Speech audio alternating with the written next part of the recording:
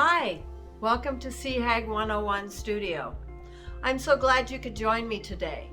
I am Su Kirk and I am the face behind Seahag101. When I first started Seahag101, I went to the post office. The clerk was very curious as to who was behind the name Seahag101. She giggled as she handed me my parcel.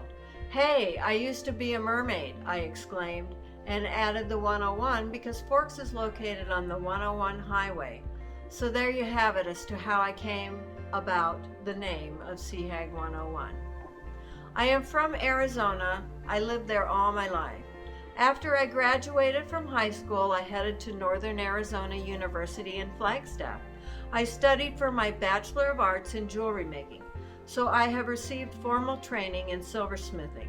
After college, I got married and I raised a family. Fast forward to 2005, a road trip north on the US Highway 101 landed us in Forks, Washington. The further north we drove, the more beautiful and majestic the landscape became. Our first morning in Forks brought us to the Forks Coffee Shop. While there, I noticed a display case filled with sea glass and sea glass jewelry. We struck up a conversation with our server, Lori, and she told me where I might find some sea glass. Later that day, I went to check it out and I was instantly hooked. Lori, an avid sea glass hunter and jewelry maker herself, became an instant treasured friend. We kept coming back to Forks, and in 2010 we bought property and built our dream home. The apartment behind our home is now serving as the Seahag101 studio, and that is where all the magic happens.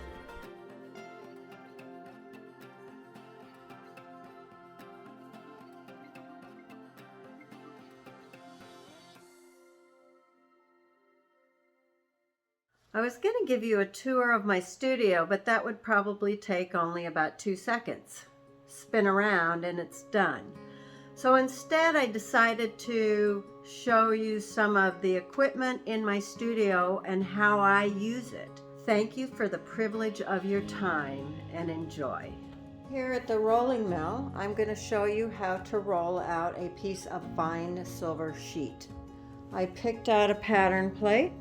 I have my silver sheet, my fun foam, and I have my backing, which is a piece of manila folder. So I'll lay my piece of silver on my steel plate and I will insert it to check for the clearances. I will tighten the rollers and I will zero them out. Open it up, remove, put it back to 0, 4 clicks. Put my fun foam on top, my manila folder on the back, that's so it doesn't scratch my rollers. I will place it in the rollers and I will roll.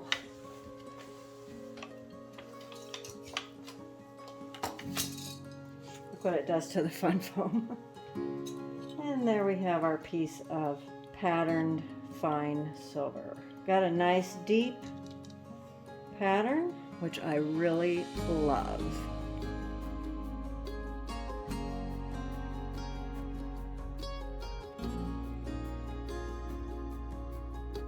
Let's take a quick little tour of my 20-ton hydraulic press. As you can see, it's a steel frame. There are some springs in the upright. The red part is what they call a bottle jack, and that raises the platform up and down. And when I pump that, it raises the platform. And then you can see I've got a piece on there. And the pressure's going up. And then I'm just going to take this and give it a turn. This is the relief valve. And it makes the jack go down. Pretty cool. So now that you know how the press works and the parts of it, we will get started showing you pancake and impression die. Now I will show you how to use an impression die in my 20-ton hydraulic press. I will be using a piece of annealed sterling silver. I place the silver on the die. I like to tape it down so the silver stays in place. Next, I place a piece of urethane on it.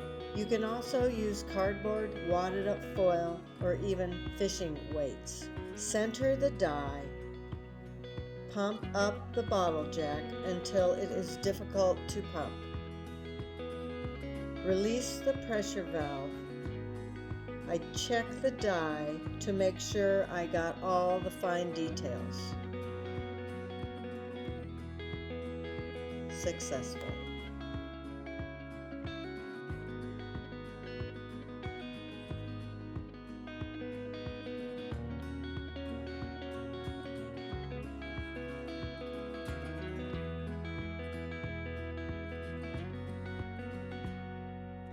I will show you how I use the pancake die. I will be cutting out the pattern fine silver we did on the rolling mill. I have cut the silver piece in half to accommodate the press. Place the silver in the slot, pattern side down. I am making a pair of earrings, so I am aligning up the pattern so they match. I place the die loaded with the silver on the base and a steel plate on the top. I pump it up until it hits the round top piece and I feel it cut. I then release the pressure valve.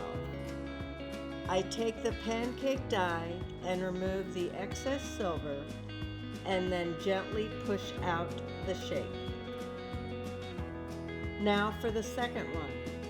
Place in the die, pattern side down. Place the steel plate on top and pump it up. Remove the piece and voila, a set of earring blanks ready to be embellished with sea glass.